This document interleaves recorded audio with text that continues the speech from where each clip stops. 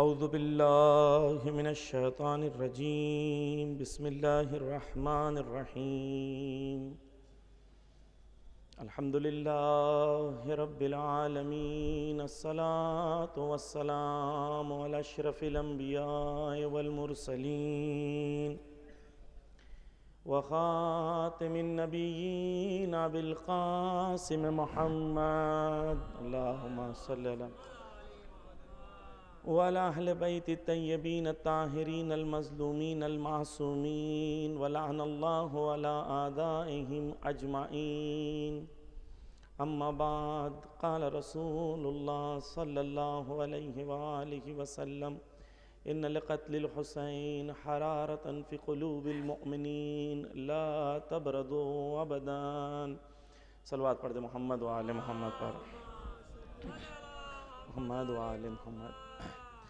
عزیزان گرامی، ہم نے 2 دن میں جو گفتگو ابھی تک پہنچائی ہے، کوشش کی ہے، وہ یہ ہے کہ امام حسین علیہ السلام کا جو قیام تھا، یہ قیام کے اندر امام حسین علیہ السلام نے جب لوگوں کو بلایا تو لوگ امام حسین علیہ السلام کے ساتھ نہیں آئے، اور جو لوگ نہیں آئے تو امام حسین علیہ السلام نے اپنے اس خطبے میں جو امام حسین علیہ السلام نے زبالہ نام کی جگہ پر دیا تھا، اس میں امام حسین نے کہا تھا من کان فینا باذلا مہجتہ، میرے ساتھ وہ چلے جو اپنے دل کے آخری خون کے قطرے تک میری راہ میں قربان کرنے کے لیے تیار ہے۔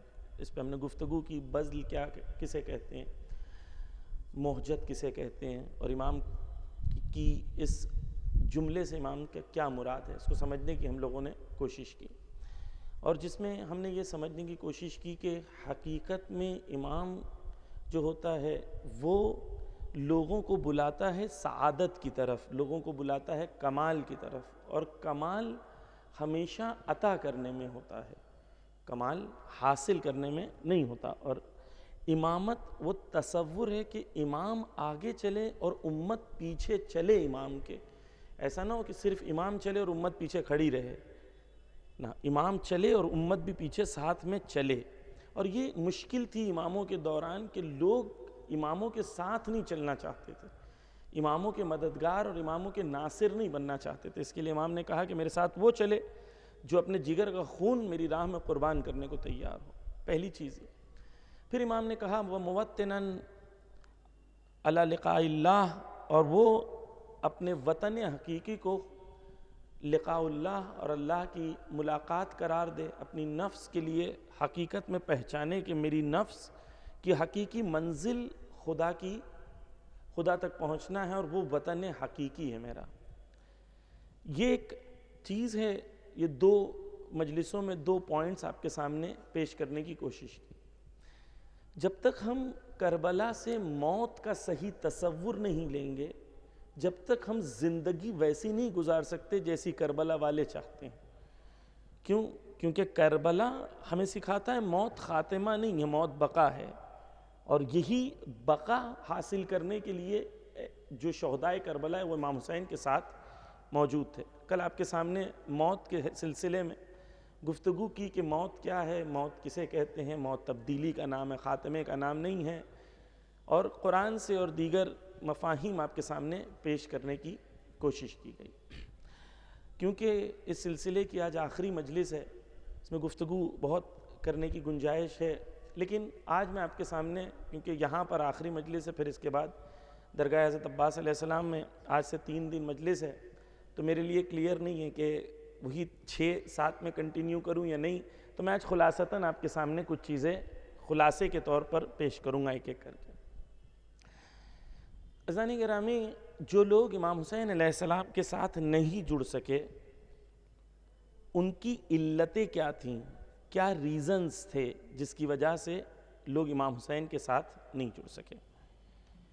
اس میں سے سب سے پہلی علت کیا تھی؟ حب دنیا، حب مال، حب مقام۔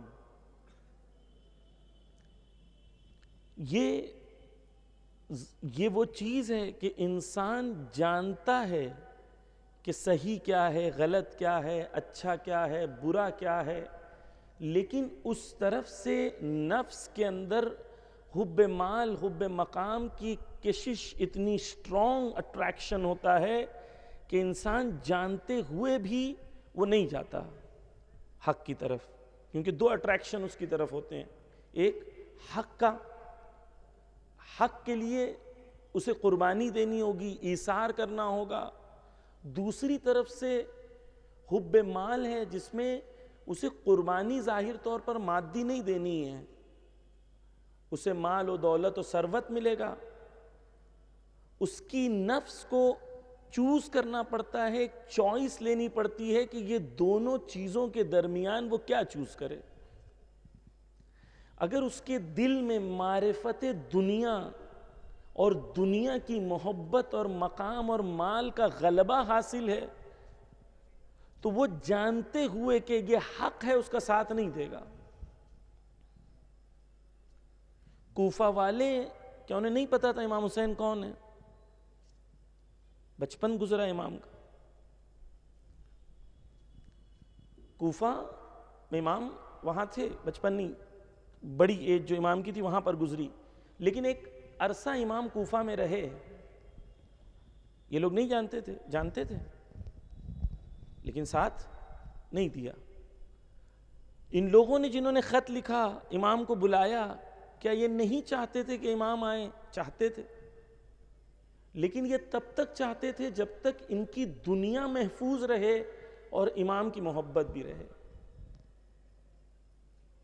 جب تک دنیا محفوظ رہے اور امام کی محبت بھی رہے۔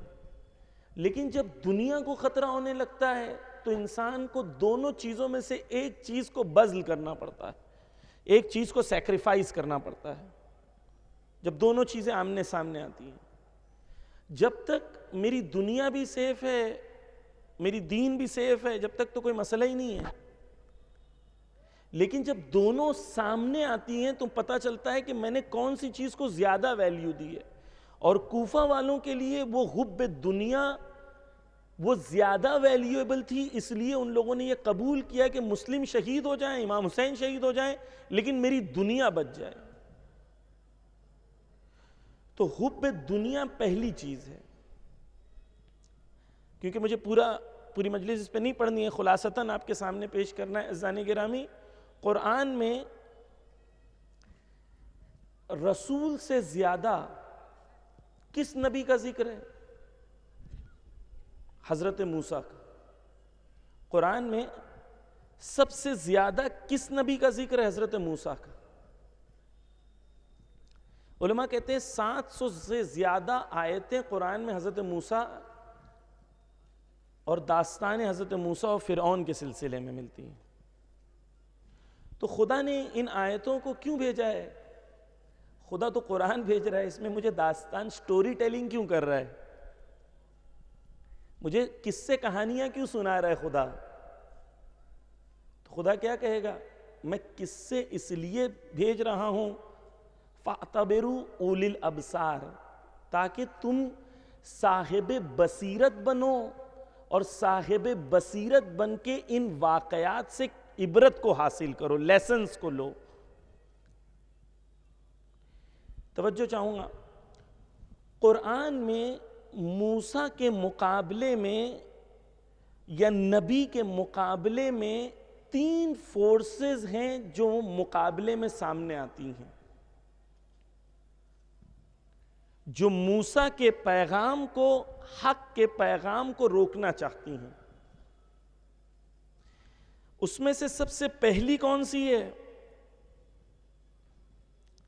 سب سے پہلا موسیٰ کے مقابلے میں کون ہے؟ فرعون ہے۔ فرعون کیا ہے؟ فرعون ایک ایڈمنسٹریشن ہے جو ایڈمنسٹریٹو پاورز کی وجہ سے سماج میں ظلم کرنا چاہتا ہے۔ وہ نظام، وہ سسٹم، جو سسٹم حق کے مقابلے پہ کھڑا ہوتا ہے اور اپنے سسٹمیٹک پاور کو استعمال کرتا ہے، کس چیز کے لیے؟ ظلم کرنے کے لیے۔ توجہ کیجئے کہ اگر دیکھیں تو ہمارے لیے چیزیں واضح ہوں گی کہ فرعون کسے کہتے ہیں. فرعون اس پاور کو کہتے ہیں کہ جس پاور کے اندر انانیت کوٹ کوٹ کے بھری ہو. وہ سسٹم جو چاہتا ہے لوگ ویسے ہوں جیسا وہ چاہتا ہو. قرآن میں جب حضرت موسیٰ دربار میں جاتے ہیں فرعون کے، تو اس زمانے میں سب سے زیادہ جو پاورفل چیز تھی وہ کیا تھی؟ وہ جادوگری تھی. اس زمانے میں شو آف پاور اور یا اسٹرینگتھ کی جگہ کیا تھی؟ وہ جادو تھا. ہر زمانے میں جو مین جنگ ہوتی ہے وہ الگ ہوتی ہے. Show of power, show of strength ہر زمانے میں الگ ہوتا ہے کہ کس چیز میں پاور ہے. فرعون نے دربار کو سجایا اور دربار کو سجا کے فرعون اپنا پاور کو پورے اپنے دربار کے سامنے بتانا چاہتا تھا کہ میں کتنا پاورفل ہوں.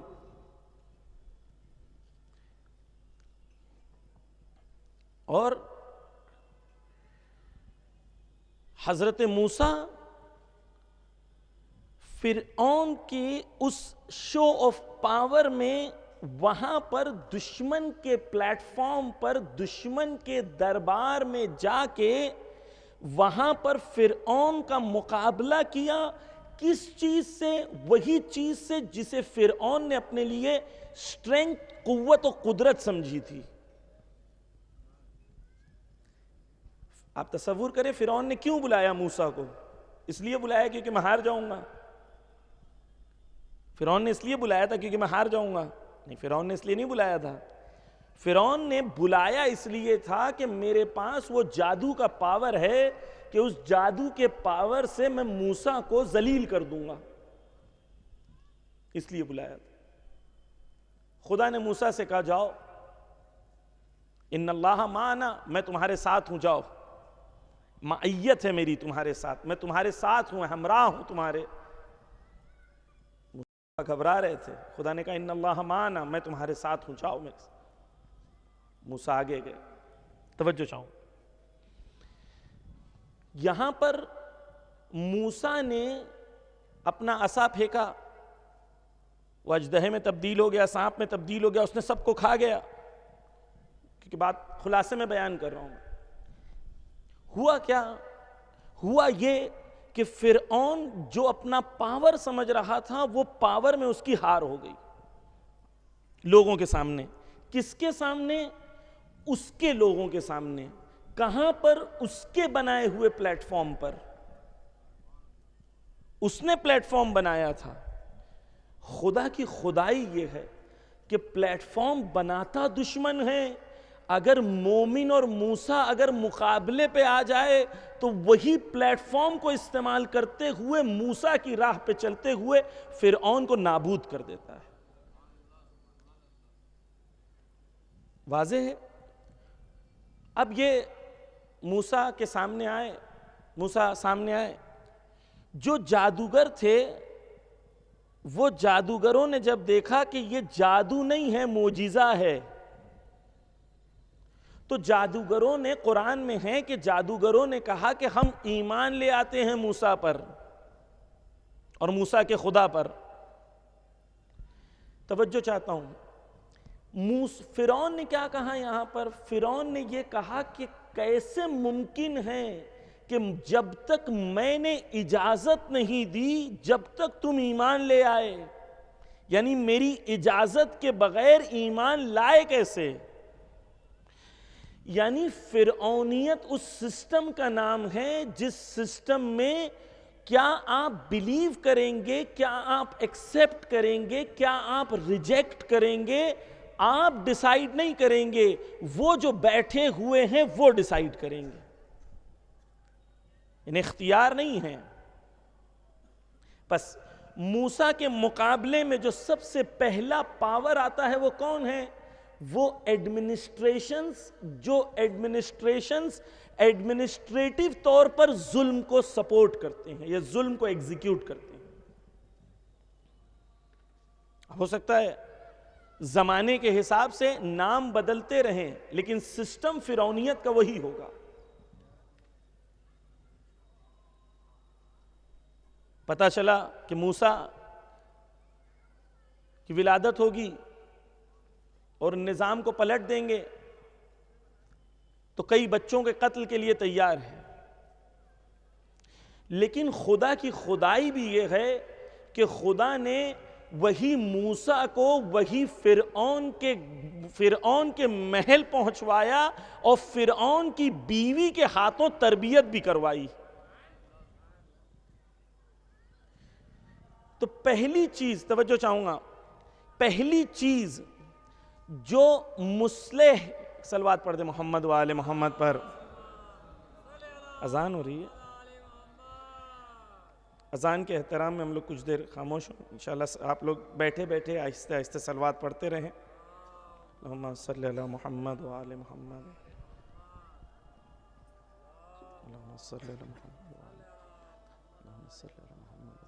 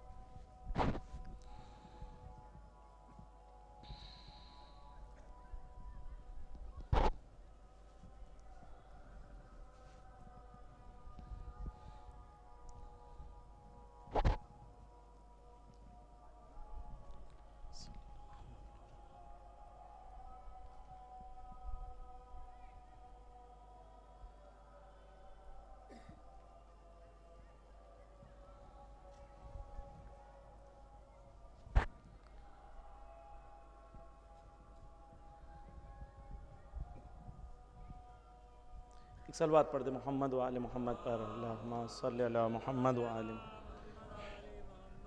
پس عزیزان گرامی، قرآن نے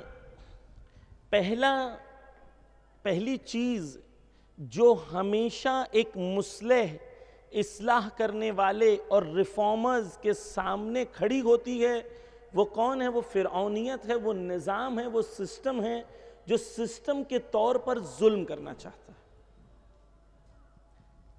یہاں پر فرعون کا واقعہ قرآن میں مفصل ہے، کیونکہ مجھے ایک ہی مجلس پڑھنی ہے آج، خلاصے میں سب چیزوں کو بیان کرنا ہے، اس کے لیے بات یہیں پر روکتا ہوں. تو 3 چیزیں قرآن نے پیش کی کہ موسیٰ کے سامنے کھڑی ہوئی. پہلا کیا تھا؟ فرعون. دوسرا قرآن نے پیش کیا، دوسرا قارون ہے. قارون یعنی وہ اکنامک پاور جو اس زمانے میں موجود تھا. قارون یعنی ایک سسٹم جہاں پر پیسے کی بنیاد کے اوپر سماج میں پیسے والے غریبوں پر ظلم کریں، جس کے رزلٹ میں پیسے والے اور پیسے والے بنے، غریب اور غریب بنتے چلے جائیں. تو موسیٰ کے مقابلے میں اور ہر نبی ہر امام کے مقابلے میں جو ایک گروہ آتا ہے، وہ گروہ کون سا ہے؟ وہ گروہ قارونی گروہ ہے قرآن کی نظر میں۔ پیسے والے، پاورفل اور انفلوئنشل لوگ یہ کھڑے ہوتے ہیں۔ سماج میں کیا چیزیں ہونی چاہیے؟ وہ چیزیں ہونی چاہیے جو ان کے مطابق صحیح ہوں۔ یہ نبی، امام یا علماء کی باتوں کی تائید نہیں کرتے، یہ اپنی باتوں کی تائید سب سے چاہتے ہیں۔ کیوں؟ کیونکہ ان کے پاس پیسہ ہے۔ دوسری چیز کون سی ہو گئی؟ فرعون۔ دوسری چیز قارون۔ تیسری چیز کون سی ہے قرآن میں جو جس موسیٰ کے مقابلے پہ آئی؟ وہ کون سی تھی؟ وہ سامری۔ سامری کون ہے؟ سامری وہ ہے کہ حضرت موسیٰ اپنے جو بنی اسرائیل ہے ان کے اوپر اتنا انویسٹمنٹ کیا انہوں نے کہ ان کے ساتھ چلے، جنگ کی، ان کے ساتھ رہے، منہ سلوہ آسمان سے ان کے لیے آیا۔ منہ سلوہ آیا تو منہ سلوہ ایسے آسمان میں ہاتھ بلند کرتے تھے تو آسمان سے منہ سلوہ آتا تھا، توڑ کے کھاتے تھے۔ ٹیسٹی ٹیسٹی چکن کی طرح منہ سلوہ ہوتا تھا، بھنا ہوا ڈائریکٹ آتا تھا، ہوٹل بھی جانے کی ضرورت نہیں تھی۔ لیکن ایک عرصے کے بعد منہ سلوہ کھا کے بور ہو گئے۔ خدا سے کہتے ہیں، جاؤ قرآن میں خدا سے کہتے ہیں پیاز چاہیے، ٹماٹر چاہیے، مسالے چاہیے۔ منہ سلوہ سے ہم بور ہو گئے۔ توجہ چاہتا ہوں، خلاصے میں بیان کر رہا ہوں کہ وہ کمیونٹی جس کو موسیٰ نے بلڈ کرنے کی کوشش کی تھی اور موسیٰ نے جس کے اوپر محنت کی تھی، ایک نبی نے انویسٹمنٹ کی، ان کو شہر سے باہر لے کے گئے، سب کیا، لیکن جب موسیٰ پہاڑ پر گئے، کوہ طور پر گئے، تو یہی کچھ دن میں ایک سامری آتا ہے جو ایک گوسالے کو، ایک گائے کو، جھوٹی گائے کو بناتا ہے اور کہتا ہے اس کے اندر جادو ہے۔ تو موسیٰ کی تمام تعلیمات کو بھول کے یہ گائے کے پیچھے پڑ جاتے ہیں۔ سامری کون ہوتا ہے؟ توجہ چاہوں گا۔ سامری وہ کیریکٹر ہوتا ہے سوسائٹی میں جو کیریکٹر میں یہ قوت و قدرت ہو کہ وہ کیریکٹر سماج میں حق کو باطل اور باطل کو حق پیش کر سکے اور لوگوں کو کنفیوز کر دے کہ حق کیا ہے اور باطل کیا ہے۔ یہ تیسرا کیریکٹر ہے قرآن میں جو موسیٰ کے مقابلے میں آتا ہے۔ پہلا فرعونیت، یعنی وہ سسٹم، وہ گورنمنٹ، وہ ایڈمنسٹریشن جو ظلم کرتی ہے، جو فرعونیت ہے۔ دوسرا وہ اکنامک سسٹم، وہ پاور، وہ پیسہ پاور کا جس کی وجہ سے جو نبی، امام اور مصلح چاہتے تھے اس کے مقابلے میں یہ لوگ کھڑے ہوتے ہیں۔ اور تیسرا وہ لوگ، وہ شاطر لوگ جو حق کو باطل میں اور باطل کو حق میں تبدیل کر دیتے ہیں۔ یہی تین فیکٹرز امام حسین علیہ السلام کے سامنے بھی موجود تھے۔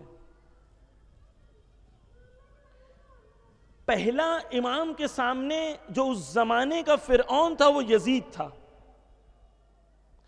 دوسرا وہ پیسے والا طبقہ، وہ انفلوئنشل اور خواص لوگ جو کوفہ، بصرہ یا دیگر جگہ موجود تھے، جانتے تھے امام کا حق کیا ہے، جانتے تھے کہ امام کو سپورٹ کرنا ہے، لیکن امام کو سپورٹ نہیں کرتے تھے۔ کسے سپورٹ کرتے تھے؟ وہی ظالمانہ نظام کو۔ تیسرا وہ سامری جو اس زمانے کے علماء تھے، کیونکہ اس زمانے کا میڈیا کیا تھا؟ علماء۔ اس زمانے کا میڈیا کیا تھا؟ منبر۔ یہ لوگ حق کو باطل اور باطل کو حق میں تبدیل کرتے تھے۔ یہی تینوں فیکٹرز امام کے سامنے بھی موجود تھے، اور یہی چیز جو ہے حب مال اور حب مقام، جہاں پر ہمیں قارون کو سمجھنا چاہیے، یہی وہ چیز ہے جو انسان کو امام کے مقابلے پہ لا کے کھڑا کر دیتی ہے۔ عزیزان گرامی توجہ کیجئے گا، رسول اکرم حضرت محمد صلی اللہ علیہ وآلہ وسلم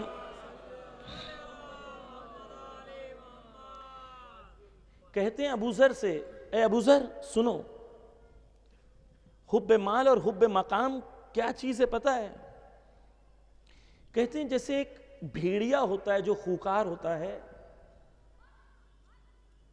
وہ بھیڑیا آپ دیکھیں غور کریں کہ رات کو حملہ کرتا ہے، حدیث کے جملے، بھیڑیا کیا کرتا ہے؟ رات کو حملہ کرتا ہے، کس چیز پر؟ ایک بھیڑ پر، ایک گروہ پر جہاں پر بہت سارے شیپس ہیں، اور بھیڑیا حدیث میں دو بھیڑیے حملہ کرتے ہیں، کس چیز پر؟ دمبوں کے ایک گلے پر۔ اور بھیڑیے کی صفت کیا ہوتی ہے؟ مثال کے طور پر شیر جب حملہ کرتا ہے تو شیر کو اگر بھوک لگی ہے دو مثلا ہرن کھانے کی، تو وہ دو ہرن کھائے گا، باقی کو چھوڑ دے گا۔ لیکن بھیڑیا کیا کرتا ہے؟ بھیڑیا کھاتا نہیں ہے، بھیڑیا پہلے حملہ کرتا ہے اور حملہ کرنے کے بعد جتنا گلہ ہوتا ہے سب کو مار دیتا ہے۔ کیوں؟ کیونکہ اس کو مارنے میں مزہ آتا ہے۔ کل میں نے عرض کیا تھا سیڈزم ایک بیماری ہے، دوسروں کو دکھی دیکھ کے انجوائے کرنا، پلیجر لینا، یہ بیماری سیڈزم۔ بھیڑیا کیا کرتا ہے؟ بھیڑیا رات کو حملہ کرتا ہے اور دمبے کے گلے پر حملہ کر کے سب کو مار دیتا ہے، پھر ایک کو کھانا شروع کرتا ہے۔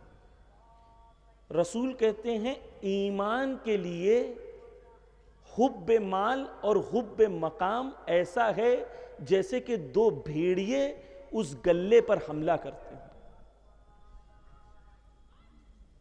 اور بھیڑیا رات کو حملہ کرتا ہے تاکہ ایسی جگہ حملہ کرے، ایسے وقت حملہ کرے کہ انسان اس وقت غافل ہو۔ اگر مجھے لگ رہا ہے کہ میرے اندر حب مال اور حب مقام کی خواہش نہیں ہوگی تو رسول کہتے ہیں ایسا نہیں ہے، وہ بھیڑیے کی طرح رات کو حملہ کرے گا، اور جب تک پورے ایمان کو تمہارے نابود نہ کر دے اس وقت تک بھیڑیا خاموش نہیں رہتا ہے۔ اسی طریقے سے تمہاری نفس کے لیے حب مال اور حب مقام ہے، جب گھسے گا وہ پورے ایمان کو نابود کر کے پھر پیچھے ہٹے گا۔ عزیزان گرامی، مال مومن کے پاس ہونا اچھی چیز ہے، لیکن مال کو دیکھنے کے دو تصور ہیں۔ جب خدا نے قرآن میں قارون کے قصے کو بیان کیا، توجہ چاہوں گا، شاید آج یہیں تک بات رہے گی، پھر اس کے بعد انشاءاللہ رات کو 9:30 بجے درگاہ میں مجلس ہے، پھر اس کے بعد 3 مجلس وہاں پر ہے، تو انشاءاللہ بچا ہوا کانٹینٹ ہے، انشاءاللہ کوشش کروں گا وہاں سے ڈیلیور کروں۔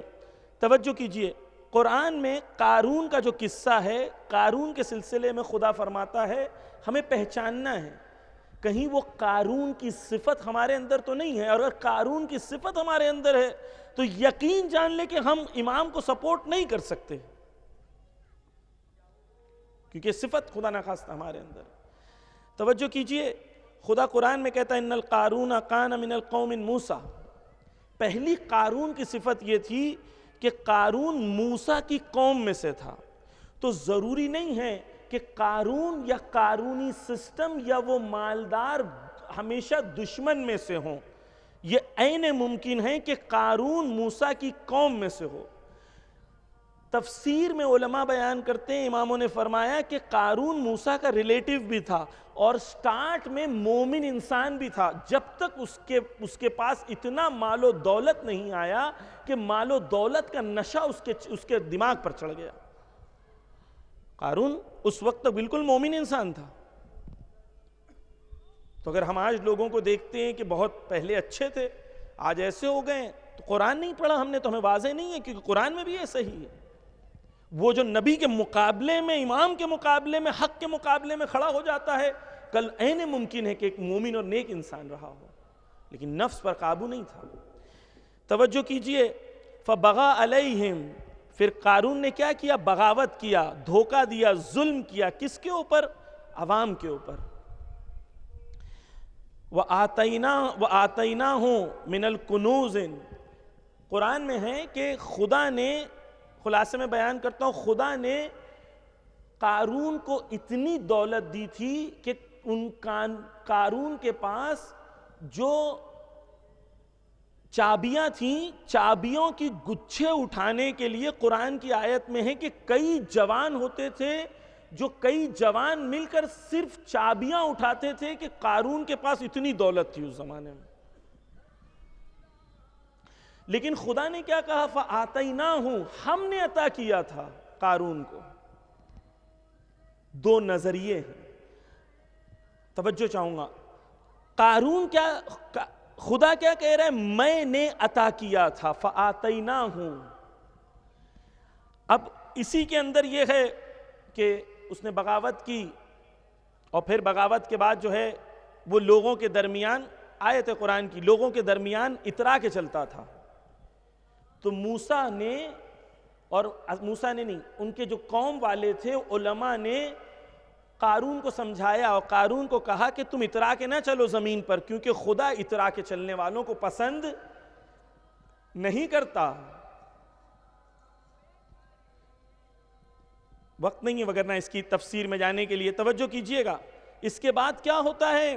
اور اللہ نے وہ کہتے ہیں ان سے، وہ اللہ نے تجھے جو مال و زر دیا ہے تو اس سے آخرت کی تلاش کر. توجہ چاہوں گا. قارون کو ان لوگوں نے کیا کیا؟ 4 نصیحتیں دی جو قارون نے نہیں مانا. کیونکہ قارون نے نہیں مانا، خدا نے کہا قارون کو اور اس کی دولت کو اور اس کے گھر کو ہم نے زمین میں دھس دیا، اور کہا کہ یہ آنے والی قوموں کے لیے عبرت ہے. پہلی چیز قارون کو کیا کہا گیا؟ توجہ چاہوں گا عزیزان گرامی، خصوصاً جوان. یہاں پر ہے کہ خدا ان لوگوں نے یہ کہا، دیکھو اس دنیا کو، جو اس دنیا میں تمہارے پاس مال و دولت ہے، اس کو وسیلہ بناؤ آخرت کے دروازوں کو کھولنے کے لیے اور آخرت کے گھر کو خریدنے کے لیے. یعنی خدا نے قرآن میں یہ حکم نہیں دیا مومن کو کہ مومن تم پیسے والے نہ بنو، مومن تم طاقتور نہ بنو، مومن تم غریب و مفلس رہو. نہیں، خدا نے قانون یہ نہیں دیا. قرآن میں خدا نے قانون یہ دیا کہ جو مال و دولت تمہارے پاس ہے، یہ مال و دولت کو وسیلہ بناؤ آخرت کو خریدنے کے لیے. یہ پہلی نصیحت قارون کے سامنے آئی. دوسری، اور دنیا جو تمہاری ہے، اس دنیا میں سے اپنے حصے کو فراموش نہ کرو. اس دنیا سے اپنے حصے کو فراموش نہ کرو. قرآن کی آیت ہے. توجہ چاہتا ہوں، میرے مولا نے کیا خوبصورتی سے سمجھایا ہے دنیا کیا ہے. مولا کہتے ہیں دنیا ایسی ہے، آپ مثال کریں ایک دوربین ہے. دوربین کے جب آپ لینسز کے تھرو دیکھیں گے، اس کے ذریعے سے دیکھیں گے، تو آپ کو دور کی چیزیں بھی نزدیک نظر آئیں گی. لیکن اگر دوربین کو اپنی آنکھوں کے سامنے ڈال لو گے تو تمہیں سامنے کی چیز بھی نظر نہیں آئے گی.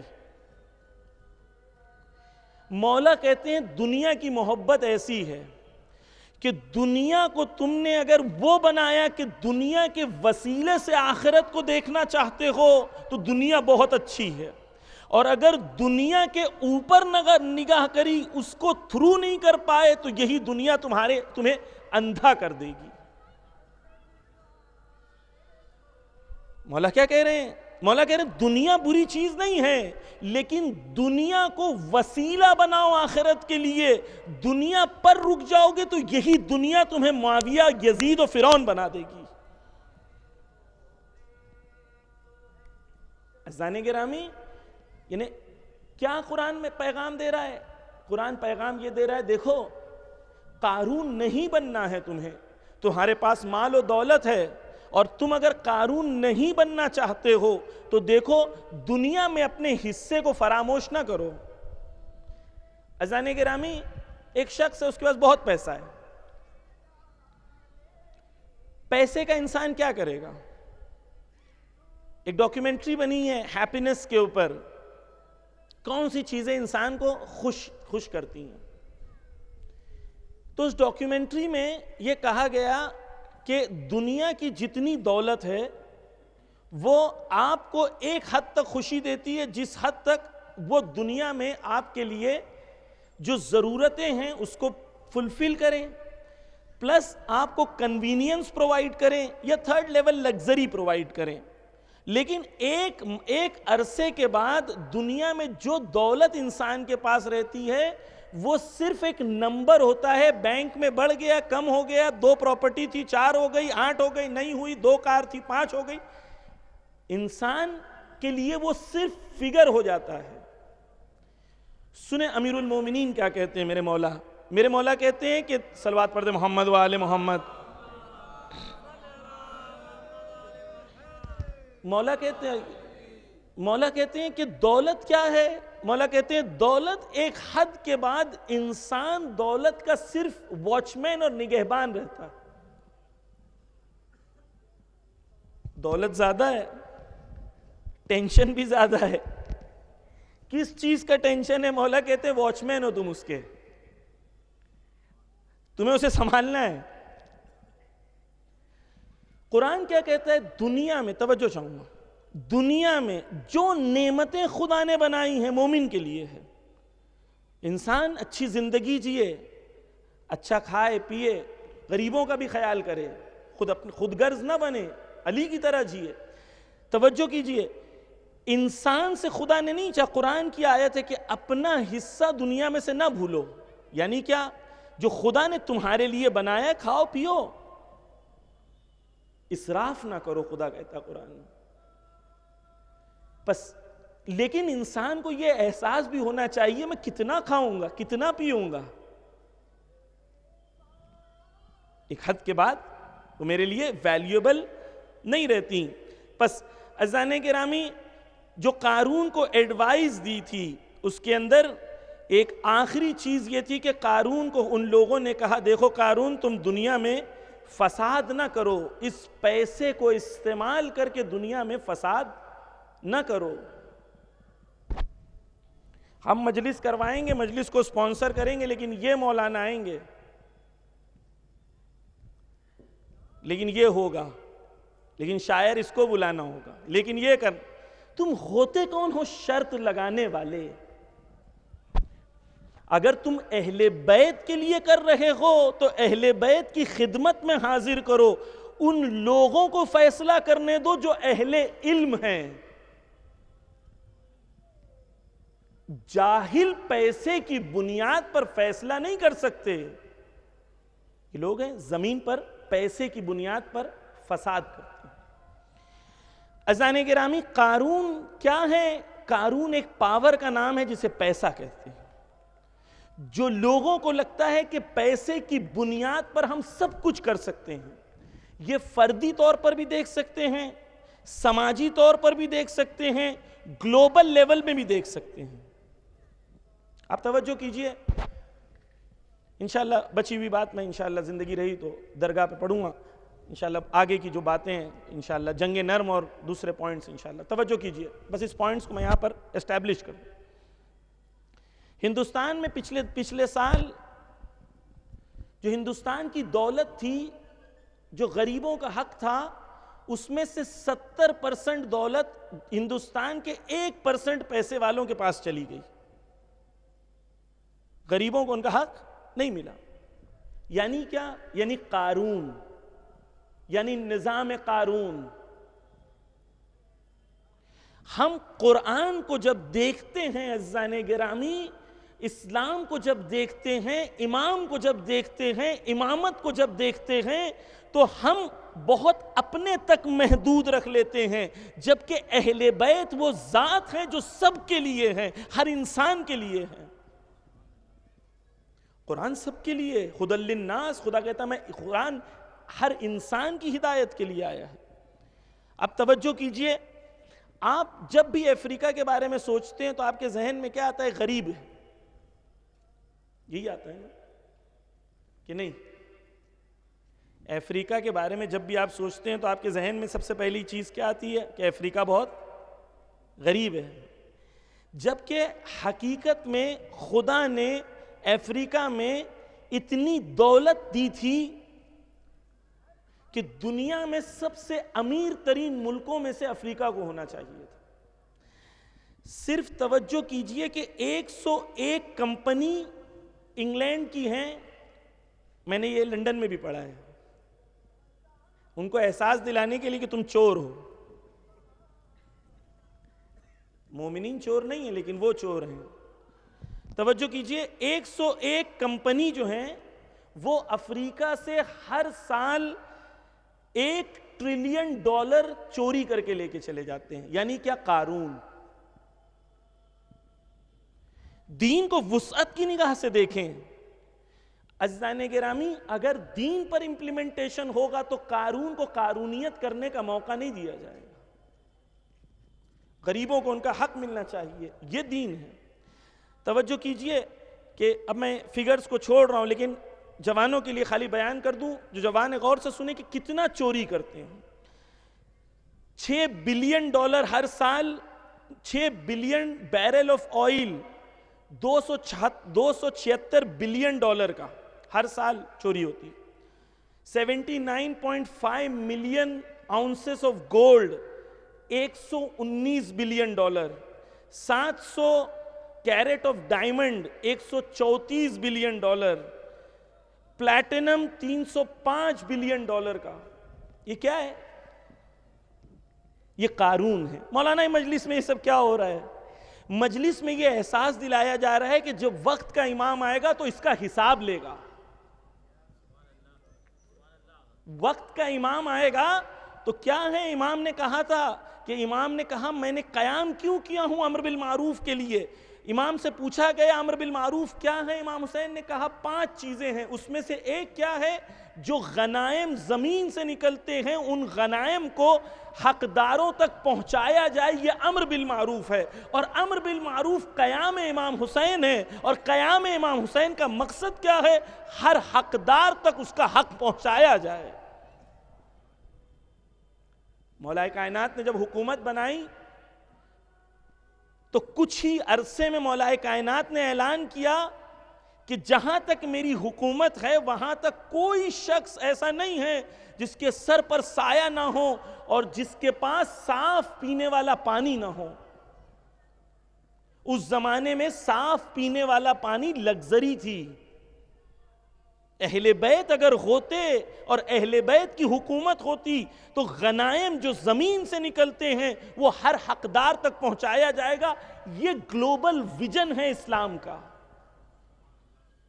تو دین ہمارا،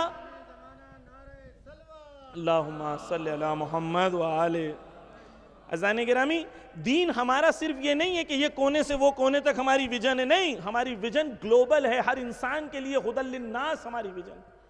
بس جب بھی نبی اور امام آئیں گے تو ان کے سامنے جو ایک فورس کھڑا رہے گا وہ کون رہے گا؟ زمانے کا قارون، زمانے کا پاور، منی پاور، اکنامک پاور۔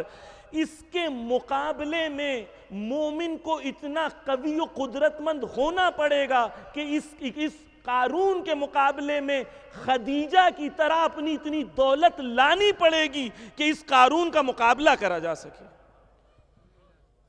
ہم نے ہمیشہ سنا حضرت خدیجہ سلام اللہ علیہا کیا کرتی تھی؟ دروازہ کھول دیا تھا، رسول حاضر ہے، سب کچھ اپنا دین پر قربان کر دیا۔ لیکن ہم نے کبھی یہ سوال نہیں کیا اپنے آپ سے کہ اس زمانے میں اور زمانے غیبت میں حضرت خدیجہ کا کردار کون ادا کرے گا؟ وقت کے امام کے لیے وہ بلینز کمائے اور امام کے لیے دروازہ کھول دے، کہے امام جتنا چاہیے لو دین حق کی تبلیغ کے لیے، کون بنے گا یہ؟ امام یہ جو میرے پاس ہے یہ آتیناہو ہے، تم نے دیا تھا، خدا کی عطا ہے، میری نہیں ہے، اور اگر میں دے رہا ہوں تو احسان نہیں کر رہا ہوں، وہی خدا نے دیا تھا اسی کی راہ میں لگا رہا ہوں۔ جس کے دل میں یہ ہے کہ جو مال میرے پاس ہے وہ میرا ہے، خدا کی عطا نہیں ہے، اس کے دل میں قارونیت کا سایہ پایا جاتا ہے۔ میرا نہیں ہے، آتیناہو ہے، یہ تصور کریں۔ حاصل سب کریں لیکن یہ یاد رہے کہ یہ عطا خدا ہے اور اسے راہ خدا میں خرچ کر۔ خدا سے معاملہ تو کر کے دیکھیں، خدا تو عطا کر، بے پناہ عطا کر، لیکن اپنی نفس کی اتنی تربیت کرتے رہیں کہ جب بھی ضرورت ہو خدا کو، دین کو، رسول کو میں حاضر کر دوں گا۔ ایک مثال دیتا ہوں، آپ صلوات کا سہارا دے محمد و آل محمد پر۔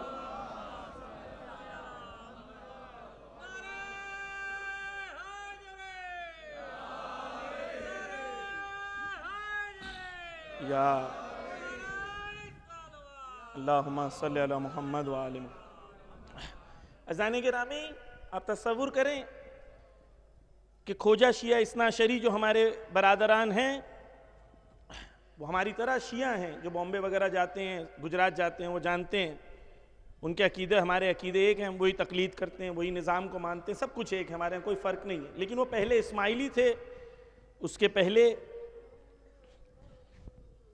نان مسلم تھے، بہت سال پہلے کی بات ہے، پھر اس کے بعد اسماعیلی بنے، اسماعیلی سے کچھ لوگ شہید ہوئے، کچھ علماء کی خدمت تھی، جس کے بعد یہ لوگ سب کھوجا شیعہ اثنا عشری بن گئے۔ دنیا میں صرف یہ لوگ 2.5 لاکھ ہیں، لیکن آپ کو ایسا لگتا ہوگا کہ بہت ہیں۔ کیوں؟ کیونکہ منظم ہے۔ ہم بہت ہیں لیکن بکھرے ہوئے ہیں، صرف 2.5 لاکھ ہیں پوری دنیا ملا کے، لیکن ہر جگہ ملیں گے، ہر جگہ مضبوط ملیں گے۔ کیوں؟ کیونکہ منظم ہے۔ توجہ چاہوں گا، ایک شخص سے نام نہیں لوں گا میں بتا رہا ہوں کہ یہ مال ہونا، لیکن مال سے اٹیچمنٹ نہ ہونا۔ توجہ کیجئے، وہ شخص جو تھے، قرآن کی وہ آیت کی تفسیر ہو رہی تھی، ایک عالم دین تفسیر کر رہے تھے کہ تم جب تک ایمان کو نہیں چکھ سکتے جب تک خدا کی راہ میں وہ دو جس سے تم محبت کرتے ہو۔ بچی ہوئی چیز کو دے دینا یہ ایمان نہیں ہے۔ خدا کی راہ میں وہ دو جس سے تم محبت کرتے ہو۔ انہوں نے تفسیر سنی، گھر پہ گئے، اپنی بیوی سے پوچھا بتاؤ کہ ہمارے پاس جتنے مال ہے، دولت ہے، اس کے اندر سب سے زیادہ تمہیں کون سی چیز پسند ہے؟ تو ان کی بیوی نے کہا کہ بامبے میں نریمن پوائنٹ کے سامنے ایک بنگلہ تھا ان کا، تو انہوں نے کہا سوچا تھا کہ ہم جب بوڑھے ہو جائیں گے تو سمندر کنارے ٹھنڈی ہوا لے کے بیٹھیں گے اور ہم لوگ اس گھر میں رہیں گے، مجھے وہ گھر سب سے زیادہ پسند ہے۔ ان شخص نے کہا وہ چابی مجھے لا کے دو۔ بہت دولت مند انسان تھے، انہوں نے کہا وہ چابی لا کے دو۔ راتوں رات وہ گئے اس عالم دین کے پاس اور کہا دیکھو آغا، جو دنیا کے جتنے مال و دولت تھی نا، اس میں سب سے زیادہ محبت مجھے اس گھر سے تھی، اور یہ گھر دے کے بتا رہا ہوں کہ میں اہل بیت کا چاہنے والا ہوں۔ ایمان یہ نہیں ہے، آتینا ہوں، کیوں دیا؟ کیونکہ جانتا ہے یہ نہ میں نے لیا تھا نہ یہ میرا تھا، اور اگر میں نے یہ دیا ہے تو میں نے اس کے ساتھ کاروبار کیا ہوں جو کبھی کسی کا احسان نہیں رکھتا، اور جب دیتا ہے تو بغیر حساب کے دیتا ہے۔ یہ توحید ہے۔ پتہ ہے کہ خدا کو دوں گا تو خدا تھوڑی نہ کم دے گا۔ اہل بیت یہ معاملہ خدا کے ساتھ انسان کرے۔ پس عزیزان گرامی، 2 تصور ہیں۔ یہ قارون، وہ قارون کون سا قارون ہے؟ یہ قارون وہ ہے جو امام کے سامنے کھڑا ہوتا ہے، نبی کے سامنے کھڑا ہوتا ہے۔ جب قارون سے پوچھا گیا قارون نے کیا کہا، یہ امپورٹنٹ پوائنٹ ہے، اس کی طرف آپ لوگ توجہ کریں۔ ایک صلوات کا سہارا دے محمد و آل محمد پر۔ جب قارون سے پوچھا گیا مال و دولت کے سلسلے میں تو قارون نے کیا کہا؟ قارون نے یہ کہا کہ یہ مال و دولت جو ہے میرے پاس وہ کیا ہیں؟ وہ علی علم عندی۔ یہ مال و دولت میرے پاس کیوں ہیں؟ کیونکہ میں انٹیلیجنٹ ہوں، میرے پاس نالج ہے، میں نے محنت کی ہے، میں رات بھر جاگتا تھا، میں محنت کرتا تھا۔ یہ بھول گیا کہ تمہاری اگر تم نے عقل استعمال کی ہے تو وہ عقل خدا نے دی تھی، جسم کی قوت و قدرت تم نے استعمال کی ہے تو یہ قوت و قدرت خدا نے دی تھی۔ یعنی انسان قارون کب بنتا ہے؟ جب کوئی چیز حاصل کرتا ہے تو یہ نہیں سوچتا کہ خدا نے عطا کی ہے، وہ یہ سوچتا ہے کہ میں نے حاصل کی ہے۔ اگر کوئی چیز میرے پاس آتی ہے اور ساتھ میں مجھے یہ قوت و پاور دیتی ہے جو نیگیٹو پاور ہے کہ میں ہوں جو یہ چیز حاصل کر رہا ہوں، میں ہوں جو یہ پاور کو حاصل کر رہا ہوں، میں ہوں جو انٹیلیجنٹ ہوں، میں ہوں جو ہارڈ ورکنگ ہوں، نہیں، اس میں کوئی ڈینائل نہیں ہے کہ آپ بھی ہو، لیکن حقیقت میں عطائے خدا ہے۔ مومن محنت کرے، تلاش کرے، کوشش کرے، ہارڈ ورک کرے، زیادہ دولت کمائے، زیادہ قدرت کمائے، کیونکہ تم قدرت نہیں کماؤ گے تو ظالمین قدرت ان کے پاس ہوگی اور تم ذمہ دار ہوں گے کہ ظالمین کے پاس قدرت ہے۔ پس عزیزان گرامی، تو تصور ہے۔ پہلا تصور کیا ہے؟ کہ جو مال ہے وہ خدا کا ہے، آتیناہ ہے۔ دوسرا کیا ہے تصور؟ کہ یہ مال کس کا ہے؟ یہ مال میری محنت کی وجہ سے ہے، میں نے اس مال کو کمایا ہے۔ پس یہ دو تصور ہیں۔ دوسرا والا تصور قارون کا تصور تھا، اور یہ قارون کے تصور کی وجہ سے وہ مال کے ساتھ اٹیچمنٹ بھی ہوتا ہے، اور یہ مال کے اٹیچمنٹ کی وجہ سے انسان وقت کے نبی اور امام کے مقابلے پہ کھڑا ہو جاتا ہے۔ بس دو چیزیں ہو گئیں۔ عزیزان گرامی، وقت نہیں ہے، بہت خلاصے میں آپ کے سامنے میں نے بیان کیا ہے۔ تاریخ میں توجہ کیجئے کہ ساتویں امام کے جو وکیل تھے، وکلا تھے، جو ان کے بہت نزدیکی تھے، اس میں سے ایک شخص تھا جس کو ساتویں امام نے کہا کہ دیکھو یہ میرا بیٹا ہے علی رضا، تم جاؤ اور جا کے ان کو، منصور نام تھا ان کا، جا کے ان کو میرے سامنے مبارکباد پیش کرو کہ تم میرے بعد امام بنو گے، یعنی تم 8ویں امام ہو۔ وہ شخص جاتا ہے، 8ویں امام کے پاس جاتا ہے، کہتا ہے کہ تم 8ویں امام بنو گے، امام کے بعد تم امام ہو۔ لیکن جب حضرت امام 7ویں امام جب شہید ہوتے ہیں، کیونکہ ایک بڑے پیریڈ تک 7ویں امام قید خانے میں تھے، اور قید خانے کے بعد ان کا پل پہ لاشا رکھا جاتا ہے، تو یہ شخص منع کر دیتا ہے، کہتا ہے کہ 7ویں امام جو ہیں مہدی ہیں، اور 8واں امام ہمارا کوئی نہیں ہے، اور 7ویں امام جو ہیں وہ مہدی ہیں، اور اس کے بعد ایک نیا فرقہ بنا لیتا ہے۔ کس وجہ سے؟ حب مال کی وجہ سے۔ عزیزان گرامی، یہ شخص کون ہے؟ عالم ہے۔ اس لیے ضروری نہیں ہے کہ ہر عالم کے پیچھے چلا جائے۔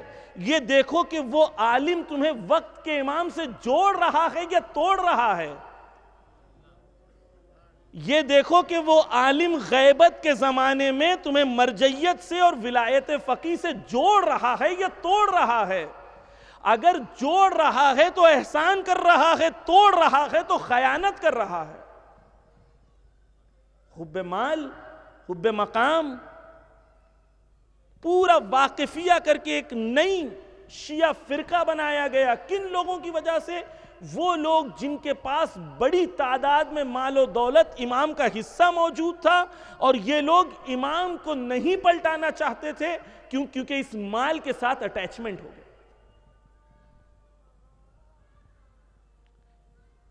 عزیزان گرامی، بہت سخت ہے یہ مرحلہ۔ حرام روزی کے سلسلے میں کل بات ہوئی کہ اگر ہمیں یہ تصور خدا نہ کرے کہ میں حرام بھی کماؤں گا اور جنت بھی جاؤں گا۔ امام کہتے ہیں کہ کوئی اگر حرام کی روزی کماتا ہے وہ ایسے ہی ہے جیسے کہ وہ ریتی کا گھر بنا رہا ہے یا پانی پہ گھر بنا رہا ہے۔ امام کہتے ہیں حرام روزی کے ساتھ ہمارا ایمان، مومن اور ایمان ساتھ میں نہیں ہو سکتا۔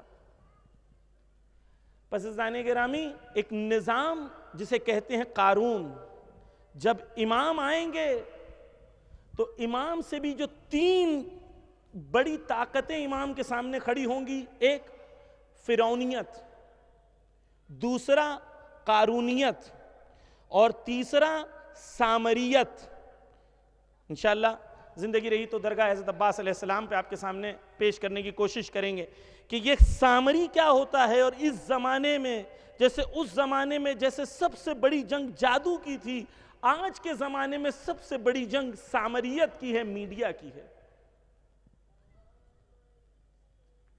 اس کو سمجھنے کی ضرورت ہے عزیزان گرامی. جب امام آئیں گے تو یہ تین فورسز امام کے مقابلے میں کھڑی ہوں گی. جب تک یہ تین فورسز کے مقابلے میں تمہارے پاس تین فورسز نہیں ہوں گی تو مقابلہ نہیں کر سکتے. جب تک تم ان تین فورسز میں قوی و قدرت مند نہ بنو تب تک تم امام کے لیے خود کچھ کر نہیں سکتے. عزیزان گرامی، ہمیں لگتا ہے کہ میں امام کا انتظار کر رہا ہوں. میں نہیں کر رہا ہوں، ہم کر رہے ہیں. ہمیں امت بن کے امام کا انتظار کرنا ہوگا. ہمیں وہ امت بننی ہوگی جو امت امام کا ظہور کے لیے تیار ہو. امت بننی ہوگی جو امام کے لیے کوشش تلاش کر. پس عزیزان گرامی، ایک چیز جو امام کے سامنے آتی ہے وہ کیا ہے؟ حب مال اور حب مقام. عرض نہیں کر پایا پوری بات کیونکہ ایک مجلس بھی بعد میں ہے، تو انشاءاللہ کبھی زندگی رہی تو بعد میں آپ کی خدمت میں حاضر رہوں گا انشاءاللہ. اور بہتر علماء میرے سے یہاں پر زیادہ پڑھے لکھے ہمارے استاد فضلاء یہاں موجود ہیں، انشاءاللہ آپ لوگ ان سے استفادہ کرتے رہیں. لیکن عزیزان گرامی، صرف ایک چیز جوانوں سے کہوں گا میں: کمزور نہ بنو، قدرت مند بنو، طاقتور بنو تاکہ امام کے لیے کچھ کر سکو. اپنے وقت کو ضائع نہ کرو، خالی نہ بیٹھو. اپنے آپ کو اتنا قوی بناؤ کہ امام وہاں سے دیکھ کے تمہیں کہے شاباش بیٹا شاباش. اس مقام پر ہندوستان میں پہنچاؤ اپنے آپ کو کہ امام کے لیے زینت بنو. اس مقام پر پہنچاؤ جہاں پر غریبوں، کمزوروں، مظلوموں کے لیے آپ امید بن جاؤ. عزیزان گرامی، حضرت عباس کون تھے؟ حضرت عباس وہ تھے جس سے دشمن ڈرتا تھا. جب وہ میدان میں آتے تھے تو دشمن کو پتا تھا یہ ایک فرد ہے جس کا ہم مقابلہ نہیں کر سکتے. زمانے غیبت میں عباس کی سیرت پہ چلنا یعنی حضرت عباس اس میدان میں اتنے طاقتور تھے. تمہیں اپنے میدان میں اتنا طاقتور بننا ہوگا کہ دشمن آپ کو دیکھ کے ڈرے اور مظلوم آپ کو دیکھ کے امید اس کے دل میں جاگے. لبیک یا حسین، لبیک یا حسین. پس عزیزان گرامی توجہ کیجئے، قدرت مند بنے، طاقتور بنے، سیرت حضرت عباس پہ چلیں، یعنی قوی، قدرت مند، طاقتور، ایسا کہ دشمن ڈرے، ایسا کہ مظلوم تم سے امید لگائیں. ایسے تھے شہید قاسم سلیمانی. ایک فرد اکیلے تھے لیکن پورے منطقے میں سیرت عباس پہ چلتے ہوئے ہر مظلوم کی امید تھے قاسم سلیمانی. ہر مظلوم کی امید تھے اور اتنے طاقتور تھے کہ دنیا کی بڑی بڑی طاقتیں تھراتی تھیں. جس منطقے میں جاتے تھے دشمنوں کو نابود کر کے پلٹ کے آتے تھے. داعش کو انہوں نے نابود کیا، ٹیررزم کو انہوں نے ختم کیا. ٹیررزم کو ختم کرنے والے ہم ہیں،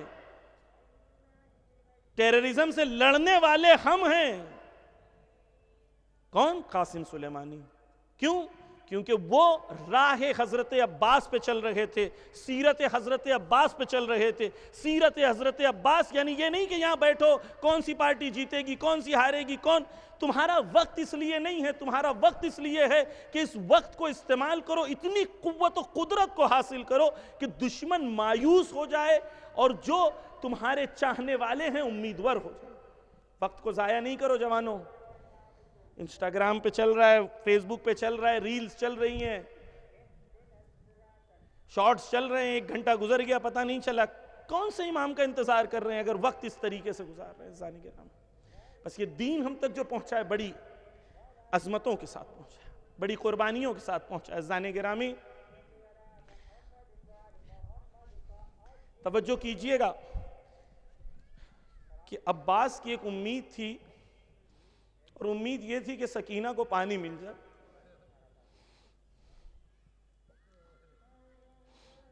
وہ عباس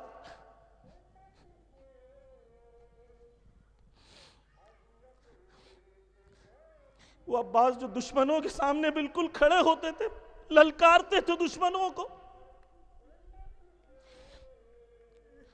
شب عاشور زہیر آ کے عباس کو ایک بار جوش دلاتے ہیں، کہتے ہیں یاد ہے نا علی نے تمہیں کس لیے دعا کی تھی تمہارے؟ عباس زہیر کو کہتے ہیں مجھے جوش نہ دلاؤ زہیر، مجھے جوش نہ دلاؤ زہیر. وہ عباس جو اتنا قوی و قدرت مند تھا، جو میدان کے آخر تک چلا گیا. ارباب ایسا جب عباس پلٹ کے آنے لگے تو عباس کے ہاتھوں میں ایک علم تھا. چھوٹی بچیاں خیموں میں کھڑی ہیں دروازے پہ. سکینہ بچیوں کو کہہ رہی ہیں ابھی امو آئیں گے پانی پلائیں گے. ارے میرے امو گئے پانی ضرور لائیں گے. بس بچیاں اس علم کو دیکھ رہی ہیں. جیسے ہی علم نزدیک آتا رہا بچیوں کی امید بنتی رہی. ایک مرتبہ دیکھا کہ علم کو جھٹکا لگا، سکینہ کی امید ٹوٹی.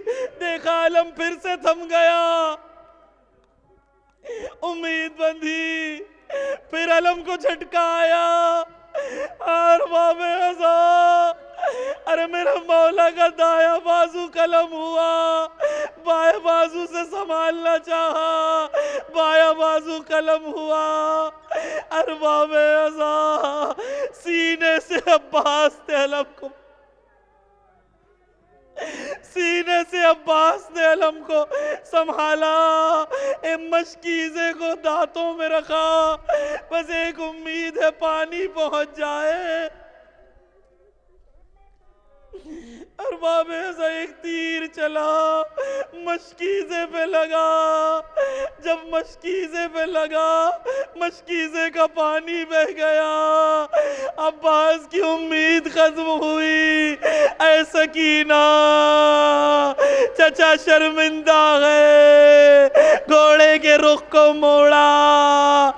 ارباب ازا بس آخری جملہ کہ ہر شہید جب گھوڑے سے زمین پر آیا تو ہاتھوں کا سہارا لیتا تھا. ارے جب ہم علم لے کے چلتے گئے تھوڑا سا علم جھکتا ہے تو ہزاروں جوان ہاتھوں کو بلند کر دیتے ہیں. مولا علم کو جھکنے نہ دیں گے. ارے جوانوں کہاں تھے؟ عباس گھوڑے سے زمین